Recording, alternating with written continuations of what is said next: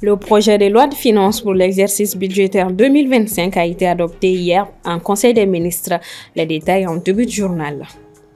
L'excellence a été célébrée ce jeudi au Prytanée militaire de Kati, occasion de récompenser les élèves excellents avec des motos Jakarta, des ordinateurs et plein d'autres cadeaux. La cérémonie était présidée par le Premier ministre Shogel Kokala Maïga. De fortes pluies causant des inondations au Sénégal ont fait plusieurs victimes, une situation d'urgence qui a touché plusieurs régions. Merci d'avoir choisi TM pour vous informer. Bonsoir à toutes et à tous. Bienvenue dans ce journal. Le Conseil des ministres de ce mercredi 18 septembre a adopté le projet de loi de finances pour l'exercice budgétaire 2025. Ce budget présente un déficit global de près de 581 milliards de francs CFA, soit une réduction de près de 15% par rapport à 2024. Djanaba Samaki. Sur les rapports du ministre de l'Économie et des Finances, Alouseni Sanou, le Conseil des ministres a adopté ce 18 septembre 2024 un projet de loi portant loi de finances pour l'exercice 2025.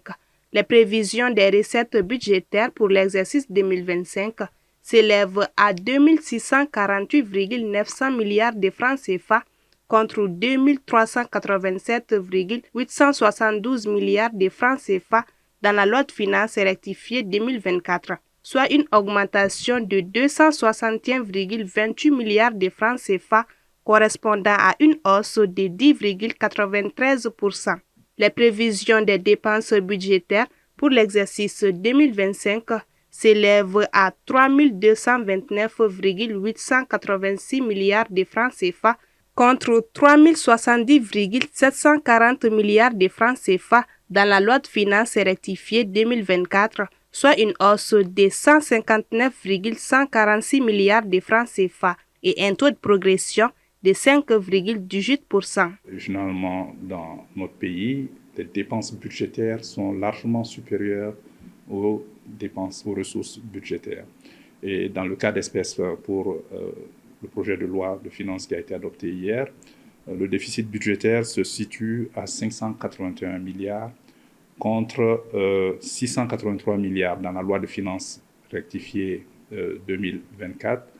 Ça, c'est une différence d'environ 102 milliards. C'est-à-dire que le déficit a baissé de 102 milliards, qui équivaut à environ 14%.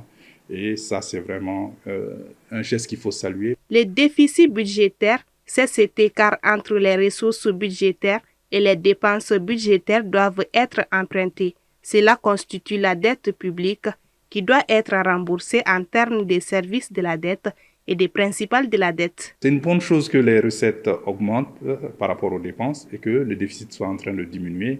Parce que vous savez, nous avons ce qu'on appelle les critères de convergence macroéconomique au sein de l'Union économique et monétaire ouest-africaine. Et ces critères de convergence macroéconomique disent que le déficit budgétaire ne doit pas dépasser 3% du PIB. Donc, même si votre déficit augmente, il faut que votre PIB aussi augmente. Dans ce cas d'espèce, non seulement le déficit est en train d'être réduit, mais aussi la dette publique sera réduite si le déficit public aussi est réduit, si on n'emprunte pas encore plus par la suite, évidemment. Ce projet de loi portant loi de finances pour l'exercice budgétaire 2025 sera soumis au Conseil national de transition pour son approbation pendant sa session d'octobre 2024. C'est seulement après son adoption par les membres du CNT qu'en janvier 2025 qu'il deviendra une loi de finances pour l'année 2025. Ce jeudi 19 septembre s'est ouvert l'atelier national de plaidoyer pour l'intégration des changements climatiques dans les politiques et programmes, une initiative de SECO ONG Mali dans le cadre de son projet Benkadi. Assitoumani Koulibaly. Ils sont 53 participants à prendre part à cet atelier de renforcement sur la plaidoirie. L'initiative émane de l'ONG SECO dans le cadre de son projet Benkadi, qui a pour but le renforcement de capacités de plusieurs acteurs en les aidant à se doter des questions de changement climatique. Pour les responsables, l'objectif du projet n'est qu'ambitieux. Pour cet atelier, les objectifs recherchés, c'est quoi? C'est de présenter les résultats atteints par le programme Benkadi en matière d'accompagnement des communes dans l'élaboration et la prise en compte des aspects de changement climatique dans leur PDC. Ça, c'est le premier élément sur lequel il faut évaluer. Ensuite, c'est d'échanger sur les démarches, les opportunités et les potentiels sources de financement du processus d'élaboration du PDC. En troisième lieu, c'est d'amener ces communes de la zone d'intervention du programme qui n'ont pas encore commencé le processus d'élaboration à prendre en compte ce processus, notamment à travers un engagement qui va être finalisé ici à la fin de cet exercice. Pour Kamara Ladji, représentant du ministre de l'Environnement, l'initiative est salutaire, car, grâce à cet atelier, des représentants de plusieurs cercles présents seront fortement dotés de notions afin de les mettre en pratique dans leurs localités respectives. Cette activité est vraiment innovante. Donc, nous invitons aux participants de se donner, c'est-à-dire le maximum de moyens pour pouvoir atteindre les décideurs afin que nous puissions vraiment atteindre l'objectif. Cette journée d'échange permettra de débattre sur plusieurs points en matière de changement climatique avec des recommandations qui devront également être validées afin de contribuer à la résilience des communautés face aux défis environnementaux, mais également à la préservation des ressources naturelles au Mali. Le Prytanée militaire de Kati a célébré la 20e édition de la Journée de l'excellence, une cérémonie au cours de laquelle les élèves excellents ont été récompensés. Ils ont été notés dans le domaine de l'enseignement académique, l'instruction militaire, l'éducation physique et de la discipline. Soumaïla Fane était à la cérémonie. Ayant pour mission de dispenser aux élèves maliens et étrangers un enseignement fondamental et secondaire et les prédisposant à la carrière militaire, le Prytanée militaire de Kati se tient comme un phare de discipline, d'excellence et de service à la nation. Pour la 20e fois consécutive, l'école a célébré ce jeudi 19 septembre la remarquable réussite de ses élèves. Le Prytanée militaire de Kati, fidèle à sa mission, continue d'incarner un modèle d'éducation rigoureuse où la discipline, le respect des valeurs, la poursuite de l'excellence demeurent au cœur de nos actions. Nous pouvons tous être fiers des résultats obtenus et optimistes quant aux perspectives futures, tant pour notre école que pour la jeunesse malienne et africaine en général. Fidèle à sa devise, le Prytanée a toujours donné de bons résultats académiques en général et aux examens du DF et du bac en particulier. Les taux de réussite par classe sont les suivants. 7e année, 100% de réussite. 8e année, 93,89% de réussite.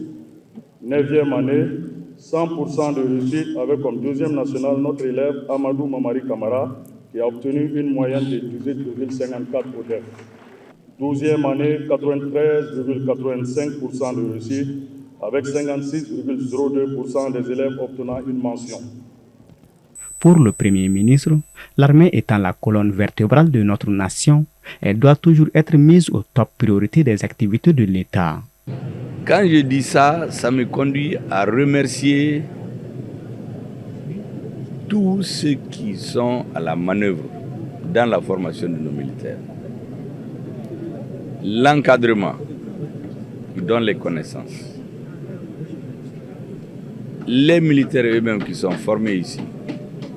Les hommes qu'ils vont commander qui sont sur le terrain. Parce que la plupart, je crois qu'ils ont vocation à être des dirigeants militaires. Pour l'amélioration des conditions de travail des élèves et du personnel d'encadrement, le bloc matériel et 2 salles informatiques ont été rénovées et équipées.